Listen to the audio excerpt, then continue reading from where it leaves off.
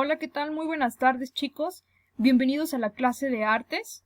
Y pues bueno, el tema del día de hoy es arte figurativo no realista. Vamos a sacar nuestra libreta y vamos a poner el siguiente título, así como aparece en la presentación. Posteriormente vamos a poner la fecha del día de hoy, que es 20 de abril del 2020. Como podemos observar, tenemos en primer lugar lo que es la introducción. ¿Qué es el arte figurativo no realista? Bueno, el arte figurativo no realista es conocido como el famoso arte abstracto, y no que este movimiento sea exclusivo para aquellos que no saben dibujar o no saben cuál es el objetivo de la pintura, sino que, al contrario, expresan unas características muy particulares que lo hace bastante llamativo y que incluso podemos nosotros percibir diferentes tonalidades, colores, formas y entre otras características. Ahora, algo que es característico de este movimiento es la síntesis, como lo tenemos aquí. ¿Qué significa la síntesis? Reducción de imágenes, que es elemental o inclusive aquello que puede ser estético o hermoso. La apariencia del arte abstracto está basada 100% en la deformación o estilización. Estilización significa que entre menos características tenga, va a valer mucho más, va a tener un significado más amplio según la ideología de los abstractos. Por ejemplo, tenemos del lado izquierdo aquí una imagen o una obra del artista Jackson Pollock. Como podemos observar, no tiene unas formas definidas, pero sí tiene bastante gama de colores, y los colores que más sobresalen son rojos, amarillos, azules, blanco, entre otros. ¿Cuál es la característica de este tipo de arte abstracto? Que es simplemente pintura acrílica arrojada, sin más ni menos, sin ningún boceto previo. Es simplemente la acción de arrojar pintura y con este crear una composición o diseño. Del lado derecho tenemos las características. ¿Cuáles son aquellas que definen el arte abstracto? Pues bueno, algo muy importante que abarca todo lo que es el diseño, incluido diseño gráfico, artes plásticas, etc., son los elementos del lenguaje visual. ¿Qué quiere decir o qué son? Aquí tenemos entre paréntesis, son aquellas características que definen las formas, los colores, la textura, las líneas, las dimensiones, entre otros, pero estos son los más relevantes. Como podemos observar, tenemos dos obras de arte abstracto que tienen características totalmente diferentes. Por una parte encontramos algo o un espacio absolutamente repleto de pintura, y por otro lado tenemos figuras que están ordenadas, estilizadas, y únicamente observamos los colores primarios, que es en la imagen que tenemos aquí a la derecha, cuyo autor es Piet Mondrian. Y pues bueno, algo que es bastante notorio, el arte abstracto va a predominar la ausencia de los detalles, la simetría de las formas y sobre todo el volumen, pues no hay claroscuros, no hay luz ni hay sombra. Y sobre todo la perspectiva. Aquí en la perspectiva el arte se enfoca a un término llamado mimetismo o la mimética. ¿Y qué significa esto? El autor o el artista plasma en su obra aquel mensaje, aquel sentimiento o emoción que él desea. Cuando esa obra está lista, terminada y se presenta al público en un museo, el público mismo es aquel que le va a dar el significado que quiera, lo que siente al observar la obra.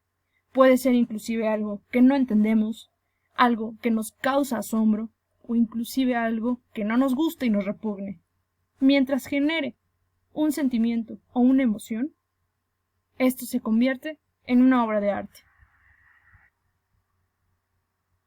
Ok, chicos, a continuación les presento una línea del tiempo, y esto nos va a ayudar a entender cuál fue el año en el que surgió este movimiento artístico. Bueno, cabe destacar que cuando inició, su origen tuvo por nombre arte contemporáneo. ¿Qué quiere decir esto? El arte contemporáneo es una etapa nueva, una etapa de renovación artística, pues teniendo la escuela de anterior al siglo XIX, de artistas del barroco, del renacimiento, del romanticismo, entre otros, pues los artistas contemporáneos buscan dar un giro a la temática artística de lo que ya se había acostumbrado el mundo. tenemos en el primer lugar el siglo XIX. El siglo XIX da origen a lo que son las vanguardias artísticas. Las vanguardias artísticas se le conoce como ismos, y tal vez hemos escuchado en alguna ocasión vanguardismo, futurismo, dadaísmo, cubismo, impresionismo, etc. ¿Y qué quiere decir el origen de las vanguardias? Que comienza un cuestionamiento de los principios ya establecidos, comparando la escuela que tenían de arte con el movimiento que comenzaron y que querían crear. En segundo plano tenemos el siglo XX. El siglo XX fue elemental porque comenzó el optimismo de creatividad y experimentación. Jóvenes artistas que tenían la misma ideología comenzaron a aglutinarse en grupos para poder así experimentar y crear temática y obra nueva. 1920. A partir de aquí, este es el primer año que da un giro totalmente y ya define características del arte contemporáneo como tal. Se le conoce como los felices años 20. Mente de influencias como lo fue la guerra, como lo fue la música. Aquí comienzan a formarse grupos artísticos que están inconformes con lo que sucedía socialmente. 1960. De este lado, el arte comienza a mezclarse con la tecnología. Lo abstracto se empieza a mezclar con la escultura y entre otras manifestaciones, en donde las calles se vuelven el lienzo, inicio al arte urbano. Siglo XXI. El siglo XXI es importante porque representa la pulsión, el querer generar y crear arte, algo nuevo, que éste llegue a impactar y sobre todo genere un sentimiento social. Y pues bueno, posteriormente vamos a experimentar con algunas técnicas y con algunos movimientos artísticos para poder familiarizarnos en lo que eran los movimientos de la época. Muy bien, chicos, a partir de este momento vamos a realizar un esquema retomando las ideas principales que fueron explicadas hasta este momento. Recuerde que para realizar organizadores gráficos como esquema, mapa mental, etc., tienen toda la libertad y creatividad de poderlo. Ahora, a continuación viene lo práctico. Aquí tenemos como fondo la imagen de la obra de La noche estrellada del autor Vincent van Gogh.